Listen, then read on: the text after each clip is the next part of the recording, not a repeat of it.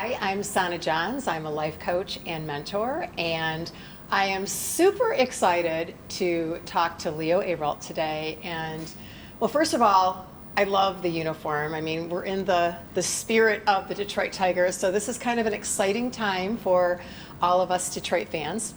But I'm more excited to just talk more about his journey because how we met were through some mutual friends and through the Louis Lee show, which, you know, I was admiring his photography and I love the photos and I'm like, oh my God, who's taking these photos? And then, you know, I found out Leo was taking these photos and my background is photography and being in front of the camera for many, many years. And so I have a love for photography. And I was like, wow, I even told Louis, I'm like, who's taking your pictures? These are awesome. So anyway, we got to meet through there and we also know some mutual friends and we're also on the same path, on the same spiritual, personal growth path. And I'm super excited to talk today because Leo to me is an old soul. Like he's young, right? He's super young, but he's such an old soul. And every time we connect, we have these deep conversations, right? We're never at a loss of words. So I thought that maybe we dive in a little deeper today in hopes that it may impact some of you in some way. So with that, we'll get started. Yeah. So this is so great that we're here today. I'm super excited, and I'm super excited to know what is it that you're going to ask me, because like you said, right, like every time we have a conversation, I think you have the ability to kind of help people understand what's happening up here or in here and bring that out. Like your strength is helping people understand their inner strength, right? Right. So Yes. for me, I think leaders create leaders, and I think you have that capability. So I'm so excited to converse with you, not just on a, you know, what can I learn from you aspect, but also an aspect of healing. And I think that's Right. super duper important. Yes, alchemy. Okay, so what I've always wanted to ask you, and that's why I'm excited to be here today, is have you always been this deep of a thinker, like such an old soul? And I hope you don't take offense to the old soul because it's really a beautiful thing to have. It's a beautiful quality. It's all about wisdom. And when I talk to you and when we have our conversations and when I see your posts, I feel such wisdom. And I'm thinking, how does he have all that wisdom? You know, I don't even know how old you are, but we don't even talk about age here. But 31. But I'm thinking, how do you really know all that you know? And so I want to start there. Like, have you always been a deep thinker, or was there a pivotal point in your life where it kind of set in and you began to be more introspective and more aware of things? I think I've always been a deep thinker because I've always been different. You see, like when you are biracial, my mother being Japanese, my father being American, right away, maybe not in kindergarten, but right around elementary school, you start to realize I'm a little different. My name's written different, or, you know, my genetics are a little different. And I think when you kind of experience that at a young age, you automatically start to think like, okay, how can I make the world a place where, you know, those differences aren't really illuminated and they're more, you know, how can we kind of create a narrative where, you know, we start looking at each other as like one race, the human race and stuff like that, you know? So I just think that I was always introspective of how I can unite people, and that stems from, you know, my existence. You know, my father was stationed in Japan in the military because there's a military base in Japan. And the reason why there's a military base in Japan is because America won the World War II.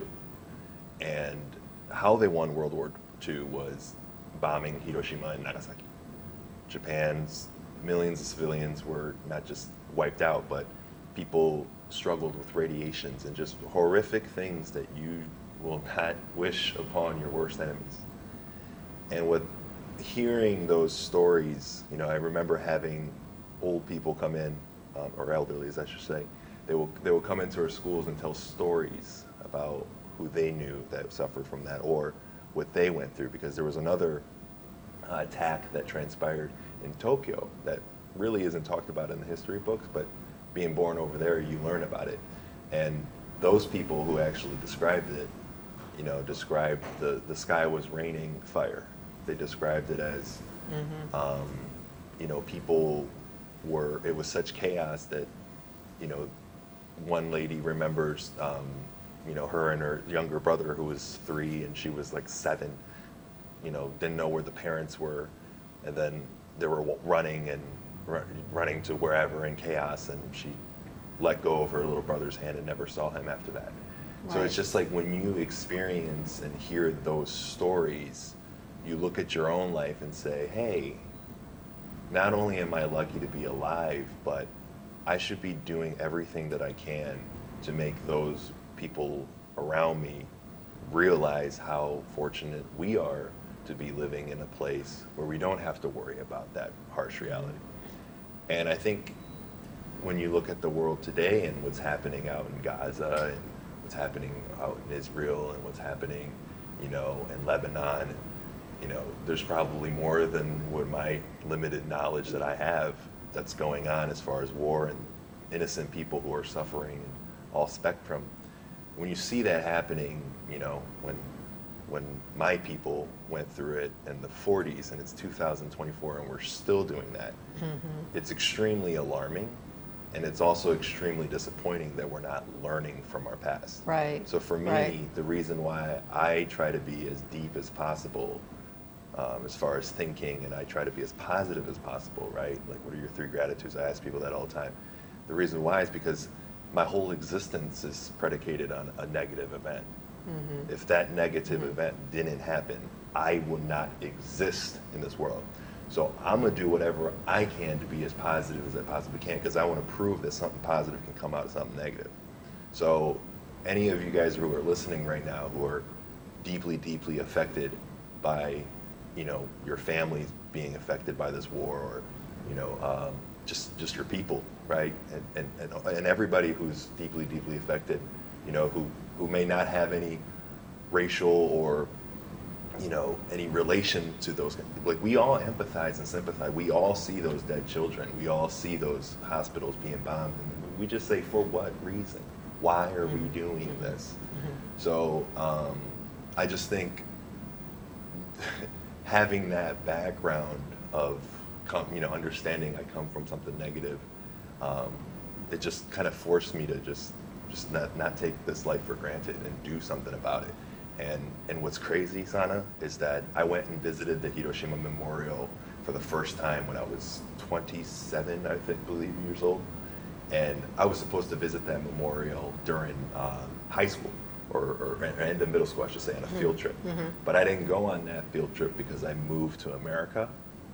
So this was like my way of like finally getting a chance. And I remember going there and seeing the building and seeing the memorial and the pictures, and you read the stories and you see the kids the burnt clothes and the bicycles, and there was one stairs where you can see the person's silhouette on there because they were just wiped out. Right. Like, when you see that, it just like it changes your perspective forever. Sure. That violence is never the answer. So I advise every human being to go visit that memorial just to learn, to learn. And what's crazy even more, Sonna, is that I'm a girl dad now, and my daughter was 7 days late from her due date, and her birthday is August 6th. Yes. That's the day the Hiroshima bombing happened. Yeah, I remember reading about that on your story, on your post. There are no coincidences. I mean, it's crazy, really. Yeah. Yeah, so this shaped you to who you are, though. It you did. know that, right? So this is part of your journey. This is part of your path. Purpose. And that's why you're starting this very intense path at even a young age, because it's where you're meant to be because of what you experienced and the empathy and what you felt as a child. Because not all children are that aware, okay? Many are. I mean, they're very aware, but to that extent, right, where you took it to another level. So now you're able to, take it to more fruition now with your passion of giving back, raising awareness, and everything that you do. So as you think it was a negative that you were brought, that came out of this, but it's really going to be a huge positive. It already is a huge positive, because think of the energy that you're putting out there.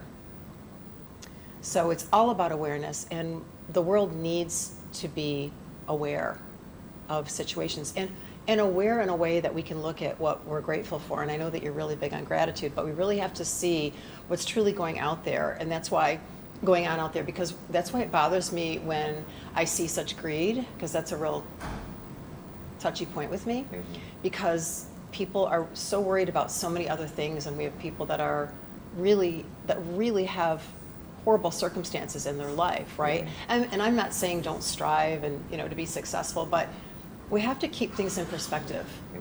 And so it's even like, this is off the path here, but like even road rage, like people that have all this road rage, right? It's like, do you know what's going on in this world right now? Do you have any idea like how much suffering is going on and what people are going through? It's like, just so what if you get to your destination a few minutes, later or something? So it's just, but that's why we need people like you and I and many others to kind of be that light in the world, right? And allow people to be aware, but also be a positive force. And that's why I think we're here talking right now.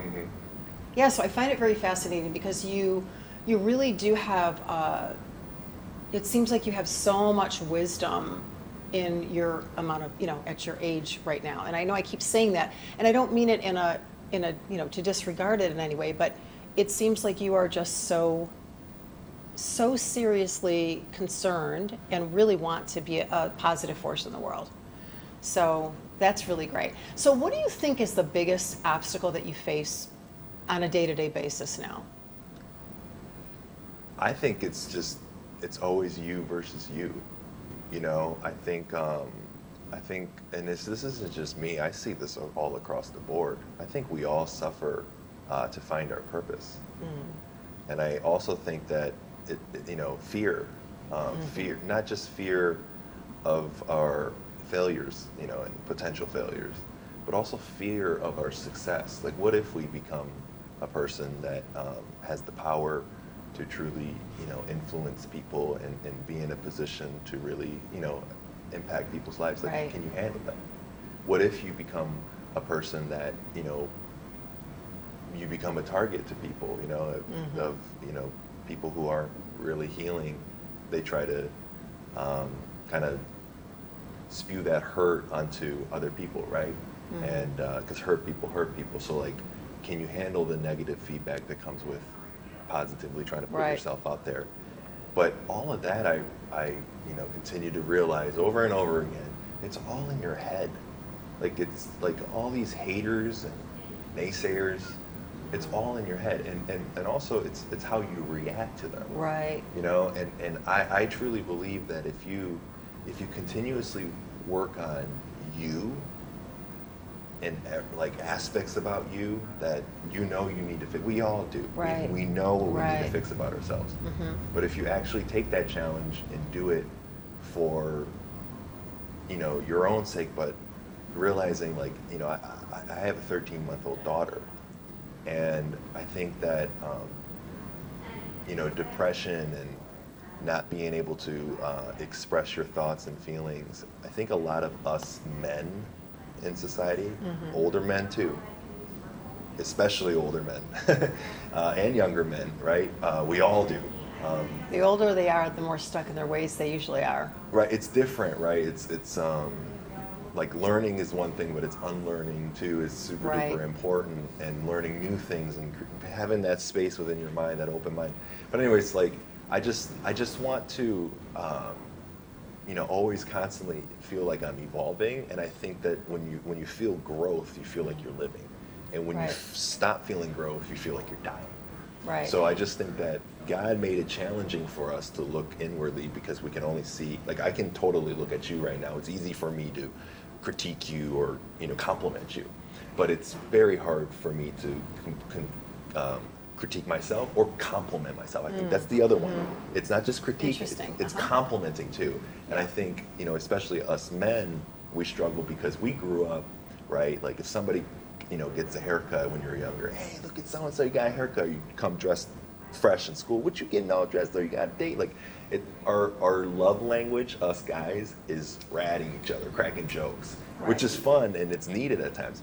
But you can't bring that and constantly do that to yourself. You also have to learn from your mothers and the nurturing people. Like I have very powerful women around me, you know what I'm saying? Like right now, you're an extremely powerful woman, but like people like you guys teach me like, okay, women teach, right? You grow up, you do your hair, wow, it's so beautiful. Your girlfriend said that you post a picture, wow, so cute, Like there's culturally in the female world, you guys do a good job of kind of acknowledging and uplifting, and confident women know how to do that to themselves. Ooh, I'm gonna rock this outfit tonight, not for these dudes. I'm gonna rock it for me because I want to see how good I can look. And like when you have that level of self-love, ooh, let me take care of myself. Let me do my hair. Let me make me look the best as possible. That is self-love. It is. And us dudes, we don't really do that enough. So what ends up happening is that we can't express it and we beat ourselves up and we get to a low point and we start taking it out on those we love the most. And that is not the formula. So I think the biggest challenge that I face is doing that on a daily basis. How can I not just critique what I'm lacking, but also giving myself enough credit to say, hey, Leo, good job. Hey, Leo, I love you, man. I don't think I do that enough. So that's my day-to-day challenge. Right. Whereas females, they do care more about aesthetically how they look and they feel. Males usually identify with how much success they have, how much money they're making, and what they've accomplished. And while some of that is natural, we also have to look at who we are as a person and how we've grown as a person inside, not what we have on the outside. And that's what I think gets lost along the way. Because everything starts within, and when we work on ourselves, like you said, and we really get that solid foundation of who we are and what our value system is, then we're able to really create whatever we want on the external, and then feel so accomplished and feel really good about it. But as you know, people can have everything in their exterior world and be very unhappy within. Exactly. I mean, that's very prevalent. It's prevalent, and that's because, right, like you just mentioned, us men, our success is predicated on financial status. Like how many beautiful women we have around us, or that's ego. That's ego, right? But a lot of that is taught to us. It's taught to us though. Right. And it's you. But money, right? Like for example, like Bob Marley said, if money is your end goal, money's infinite, so you'll be chasing it forever. Right. So I just think that it's for me, when I lost my grandpa, he had so many people show up at his funeral, and so many people came up and said, hey, your grandpa made an impact in my life. And I truly believe that kind of became my definition of success. Like, how many people can you touch in a positive way? How many people are gonna, enhance their life just because you were a part of it, right? Like, what kind of character are you to this world? If this whole world is a show, what is your character, right? So for me, I just think being able to kind of hone in on that and remind myself on that, that's what allows me to kind of not look at all of those, superficial definitions of success or ego-driven success. It takes me away from that and truly look at, okay, what matters. Right. Because at the end of the day, when you die, you're not going to be thinking about, oh my God, when that transaction hit my bank, or oh my God, when I made that deal. No, you're going to be thinking about all of the people that you love in your world and the memories that you created with them. So I'm just trying to rack up as many positive memories as I possibly can, because once I get to the finish line, I'm gonna look back and say, I had a good life. Right. And it's important to just be in the moment with the memories too. It's not that we're constantly chasing the memories, but like really being in the moment every day and really finding the pleasure and the joy in the day-to-day, things that already exist, okay? So it could be Yep. just the simple things. If we start out with that, and if we can be content and have that love within ourselves to really appreciate the things that are already there, then just think of how much love and joy we'll feel when there's even more that Yep. comes to us, right? So I think that it's all about expectations, and it's all about, again, going within and really focusing on, yourself within. And a lot of times we need that validation as men or women because we haven't had that validation when we were younger. And I don't want to turn this into a coaching session, but it's like, the inner child in us. There are many of us, I would say most of us have some childhood wounds of not being able to speak up, not being validated, maybe neglected, maybe in some cases abused. I mean, obviously there's a lot of trauma out there. So there's always something. And so what happens is we take that through our lives, and then we seek validation because we didn't have it when we were younger. Yeah. And so again, that's a whole other No, that's a but whole you're- other podcast. but you're right on the money, and I think that's super important to acknowledge that. Like, we're on the podcast, not a whole nother, Yeah. this podcast. Right. Well, but this is kind of turning into a coaching session. But what I'm trying to say is that we all have stuff. Everybody has stuff. Nobody's better than anybody. It's not a comparison thing. We all have something that has shaped us to do some of the things that we've done in our life that maybe we shouldn't be doing, or we wish we would have done differently. And some of it's seeking validation. Some of it's being in, relationships that are unhealthy, and staying in relationships that are unhealthy, and not knowing when to choose ourselves, right? Yeah. All of that is usually stemmed from our inner family systems, or even things that may have happened to us in our teens. I mean, it really depends, and everybody's individual. But I think what I'm really trying to get across is that this is life. This is our soul evolution. This is what we're meant to do on this earth right now, is to evolve. It's a continuous evolution and refinement of our soul. And it's not like we have to be perfect. We're not striving for perfection. We're just striving to be love. We're striving to be light. We're striving to be more compassionate in the world, and striving for that self-love within ourselves, because that's where it begins. It all starts within. And sometimes we have to weave through and work through some of those things that happened when we were younger. But the thing is when you learn a little bit about it, and you go back and you think, oh, now I know why I stayed in that relationship. Now I knew why I didn't stand up for myself. Now I know why I never set boundaries. Well, we're never taught boundaries when we were a kid. Right. We were never told. We were probably told, speak when you're spoken to. Don't speak up unless you have something good to say. Right. You know what I mean? One of those things. So that gets embedded into us Right. throughout our lives, and then it creates fear as we Yeah. get older.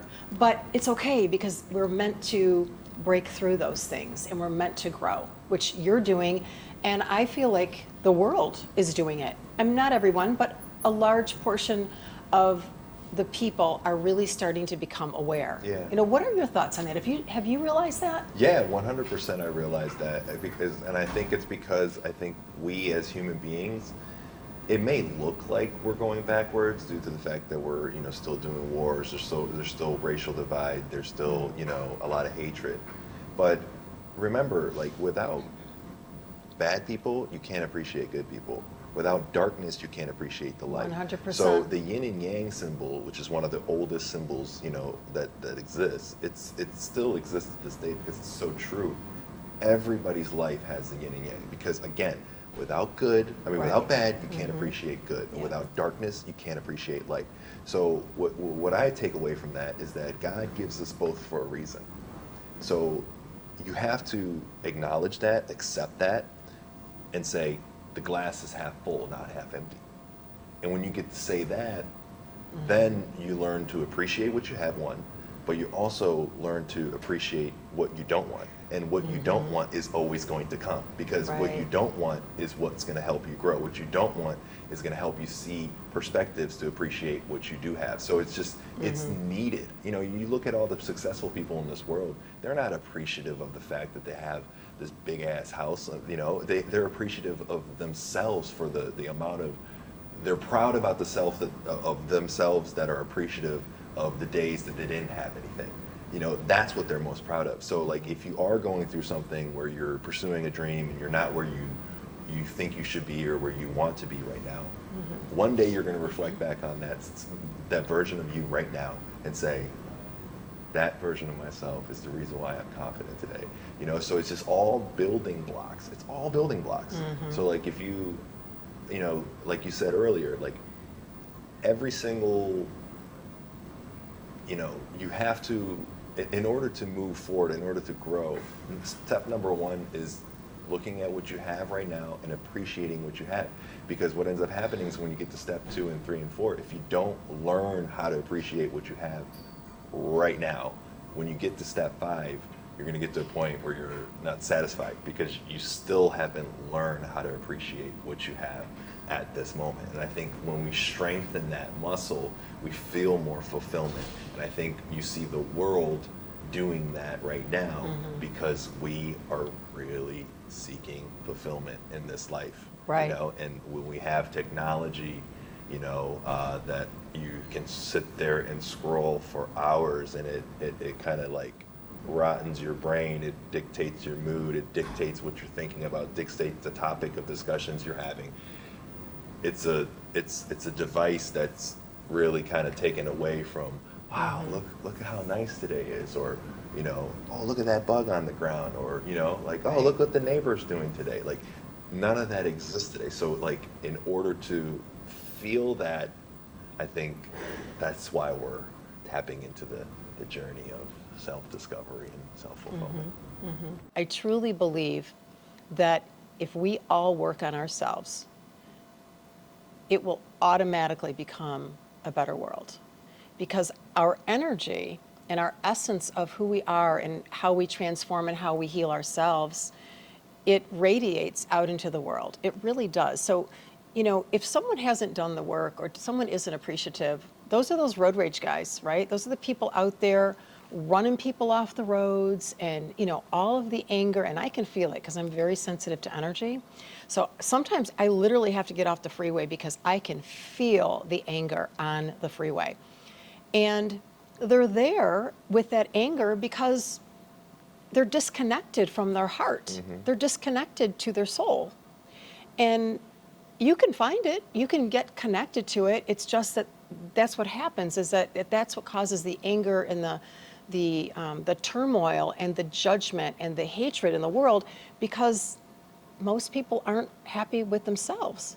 So it all begins with each and every one of us. And if people could just get that. And again, it's not about perfection. It's about just doing the work as time goes on, learning something here, learning something there. And honestly, it's all about awareness. The minute you just step back and you begin to be aware and really take note and observe, that's part of the healing. That's part of the journey right there. So, yeah, I mean, it's just so important to be in that good space with yourself. Yeah, For sure. For sure. And I appreciate you for, taking that path. I'm trying my best to take that path, because if I don't, then I'm not going to be a good dad to my daughter. And I want her, she's 13 months, she's cute. Yes. I want her to always feel like she can talk to me. I want her to always feel like, like she can kind of rely on me in a sense of like, to be able to have that bond. Yeah. So let's talk about that for a minute. Know? Because that's something I learned with my boys is, there's a lot of parents out there that they really want to control their kids and they don't allow them to speak up. And that's a lot of the reason why later on in life, they have insecurities or there's fear and they don't do what they want to do because they're caught up in, oh my God, if I do this, it might not work, or they've got that, the reprimanding from the parent or the control, right? So my thoughts, because you say you want to be a good dad, well, first of all, you're already being a good dad right now. And you know why? Because you care and you're aware. I never was a real controlling parent, but there were times when I might want to control a few things with my boys. I don't know, maybe about 7 years ago or so.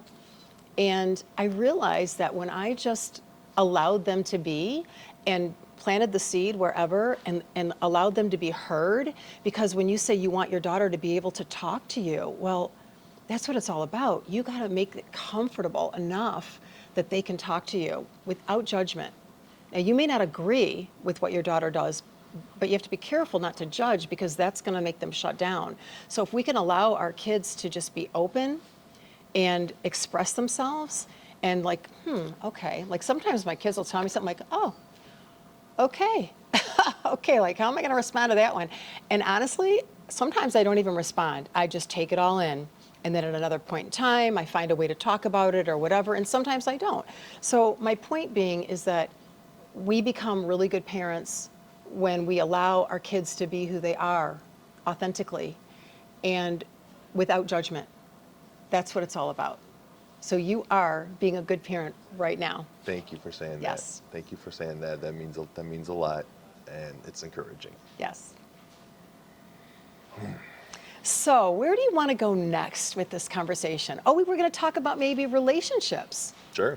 Okay, so what have you found, friendships, romantic relationships, what have you found has been one of the biggest barriers or some of the things that you've learned throughout your life that you'd like to maybe dive into? Yeah, I would like to say that human relationships is probably the number one predicator when it comes to your quality of life. I think if you have good relationships with good people, your life will be fantastic. If you have bad relationships in your life, that's probably going to take over because it's not really, right? Like there's a phrase, it's not really what you say to people that people remember, but it's how you make them feel. So for me, when I meet somebody new, I ask that 3 gratitude questions because it's a feeling that we cultivate. Good conversation cultivate good feelings. So next time when we talk, you may not remember my name, but you remember, oh, that's a good person. I want to go talk to that person. Yes, So it yes. encourages, the next time, and that's how the next time and the next time. That's how the relationship builds. So for me, I think 2 things are important. One, making sure that you're becoming all of the things that you deemed as good qualities that people should have.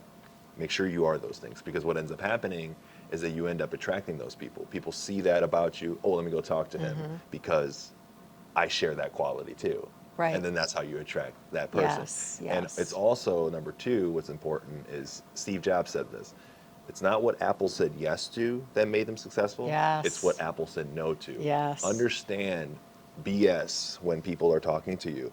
That like I remember one time this one person was being so blatantly like disrespectful, just BS out of his mouth. And there's a Family Guy, Stewie Griffin, said this one time, and I had the chance to use it. I was like, man, you need to put a diaper over your face with all that BS coming out of your mouth. Like you need to be able to see that.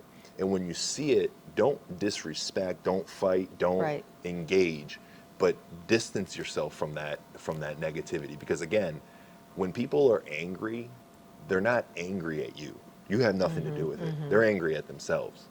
So I think by saying no to those people, you keep your inner peace safe, but also you prevent yourself from being hurt later on because you're enabling that person to be a part of your life. It's an energy transaction, and it's the same with the dating world. I remember at some point before I met my fiance, I had different relations with women, and I again like when men, you grow up kind of learning like, oh, who has, like, right now the word is Riz, right? Charisma.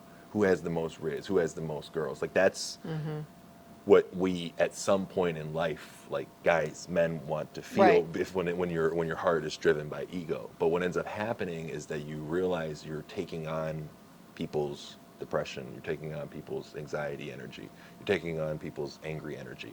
You take these things on, and then now it's in you. So like it's being able to say no to bad energy and just keep yourself available, keep your table empty. Like, because what ends up happening is good people are going to sit there. But if you keep your table full with bad people, you may look popular, but you're not, you may feel popular, but you're not going to get quality people to want to sit at that table because they see who's around you and say, nah, that's the cats they roll with. No. So I just think it's super important to be able to dissect good people versus bad people, but also how you communicate. Like, I, I struggled a lot with, keeping my mouth shut for the sake of peace, for the sake of exterior peace. Interior peace does not exist when you do that. Exterior peace does, but interior peace does not exist. So when you have something to say that's important, you have to say those things. But if you want to get to a point where you can say those things in a respectful and articulate way, then so how you say those things is super important too. So Right. it's super important to master the ability to have the confidence to say what you say, but say it in a way where it's productive. Right. And once you do that, then relationships are not hard. You're gonna have Right. people, amazing people coming up to you. Hey, how you doing? Nice to meet you. And it's not a pursuit anymore, whether that's relationship romantically or networking of people. Like good people are gonna always come to you as long as you have all those things. Right, your together. vibe attracts your tribe, for sure.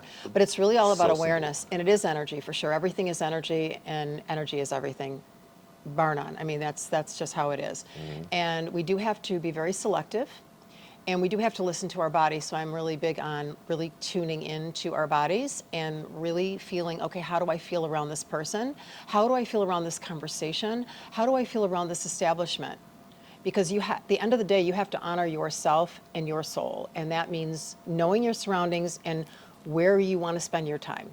Now, we all have situations where we have to be certain places with certain people, but you can limit it, and you can set your intention. I'm big on intentions. Set your intention before you go in. Like, okay, I'm going to allow this much time. I'm not going to let this person take my power away. And a couple of things that you can do, like you were just saying, it's about responding. So just a really quick tip is just to pause and take a breath and then take a microsecond to think about how you want to respond instead of reacting. Because when we try to stay calm and take a step back, we actually think clearer and we're able to make more of an impact when we do respond to somebody. And it's not reactive, because reactive, you're not as confident, you look a little like, sometimes we can be in the ego when we're Yep. reactive or a wounded space. But when we respond and we take our time, that's where the power is. Yeah. That is where the power is. Yep. And you can do that. Everybody can do that, because all it takes is awareness every day with what you do, and you start to recreate those neural pathways in your brain of how we've been, programmed or conditioned to be reactive, right? Yep. It's just slowing down, and then when you start to do that, it's so empowering. It's the best. It's so empowering because you learn to solve that issue with that person together. I think like a perfect example, right, is like I watched the presidential debate and the vice presidential debate. The presidential debate was a reactive conversation. The vice presidential debate, I felt like, was a little bit more response-based. Right. And I was a little bit encouraged from them both acknowledging each other for like, oh, I agree with that portion. Oh, I respect what you did there. Right. That right there Yeah. shows more leadership in a way where it's about the problem, not about us, right? Exactly. And I think the reason why my fiance is because I think we do a great job of that. When we have a disagreement, it's never, we may initially start off as like attacking one another, but we realize real quick, okay, we're going away from the problem and we're going at each other. See, when you can get to a point where you're like, let's look at this problem together and tackle it together, then it's such an amazing space to be, because you have the freedom, because people are going to bother you. Right. Like, we're not the same. There's going to be some things that is going to bother, like, we may, like, we're not shooting at your house, but let's just say I came over and I put a Coke glass, on your brand new table without using a coaster. And you're like, hey man, like you don't like that, but you don't say anything, right? Right. Now that's another, you just gave yourself one reason that, you don't like Leo. Whereas if you were just like, hey Leo, I just got that table, would you mind using a coaster for me? Yeah. And sure, and you do Yeah. it, then now that stays at zero, you know? So it's just, I just think it's like communication, relationship, it all goes hand in hand, your self relationship, it all kind of goes hand in hand. And I think that's why, you know, today I wanted to talk to you because I think you and I tend to talk about that stuff. And I just think it's super duper important to understand this stuff because it's going to help with your relationship with yourself, but also a relationship you have with people. And these people are in this world with you for a reason, but also Oh, here yes. to here to enhance your life, not to bring your life down. So once you realize that, you know, it's life is good. Right. And it also when we become reactive like that, if we can just stop ourselves in the moment and say, okay, is this coming from my head and my ego, or can I drop down into my heart? Because when we drop down into our heart, the conversation and the energy is completely different. And if people could just learn that one thing, it would make communication a lot easier. Again, it takes awareness. But to pivot on what you just said about everybody, I think you're going to say everybody comes into our life kind of for a reason, something along those lines. Yeah. So I am a huge believer of that. Me too. I feel like there are no coincidences. People Yep. meet each other because they're supposed to.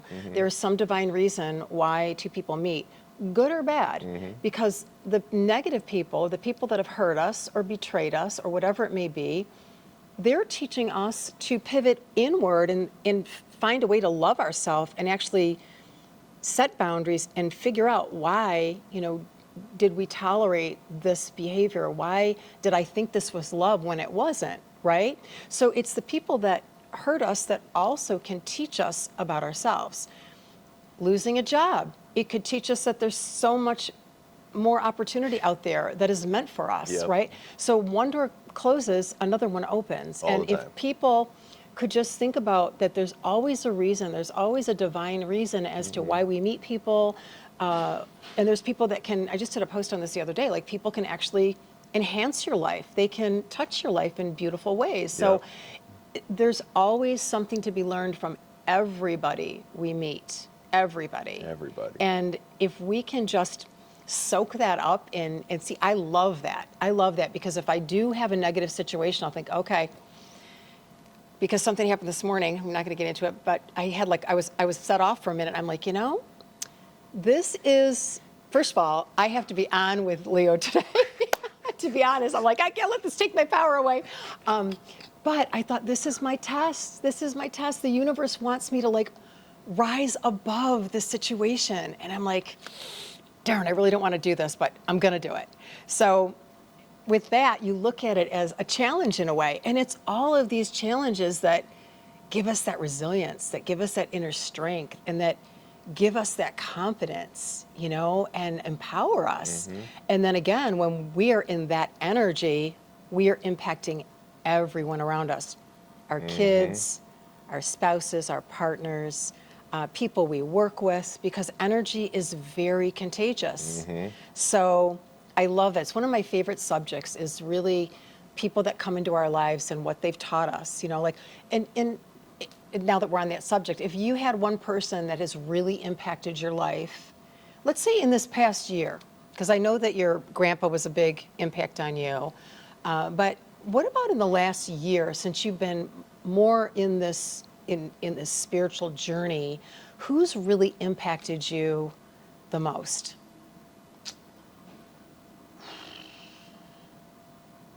Or that you're really super grateful for?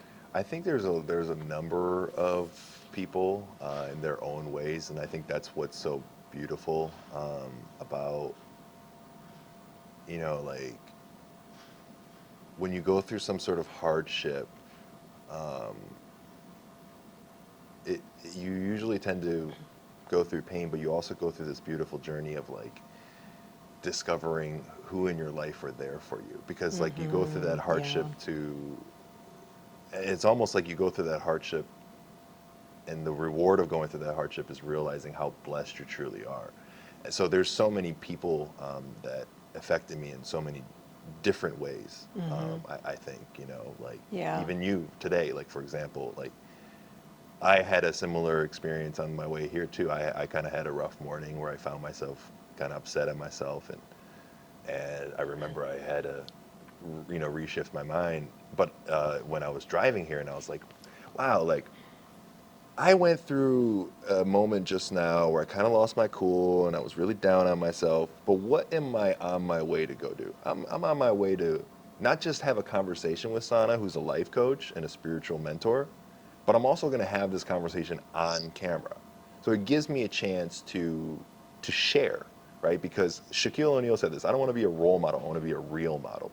And it's so true. I want to be able to, I'm vulnerable enough to share,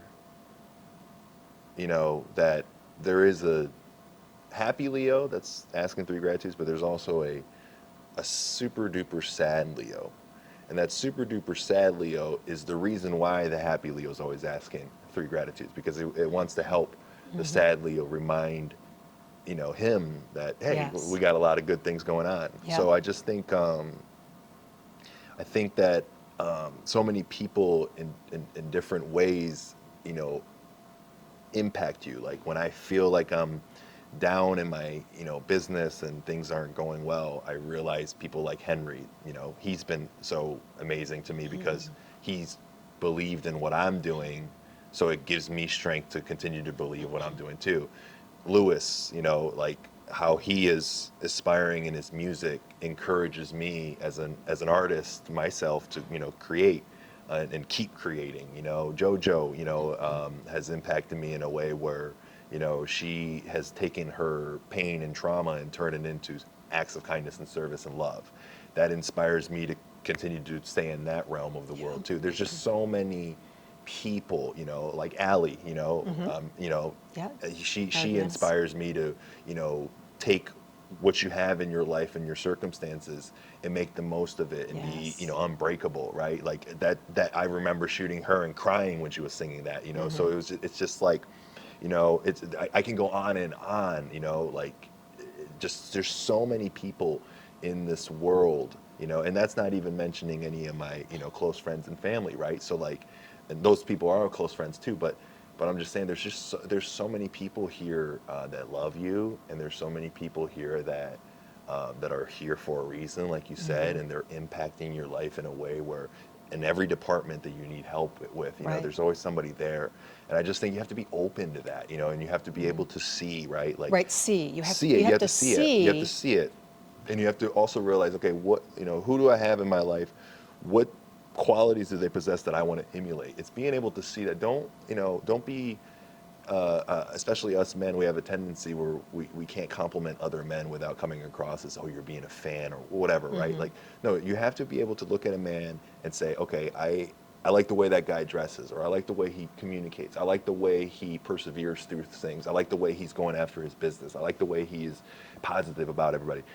Like whatever qualities each of these other men have or women have, take that quality and incorporate it into yourself. You have to be willing to do that. And if you are, then you start to assemble these traits, and that's how you kind of grow, So I just think it's very, very important to be complementary, because everything you see in other people that you like, guess what? You have that too. Right. And that But- needs to be the reason you should be confident in yourself as well. Right, and while remaining authentic to yourself, so still remaining in your authenticity.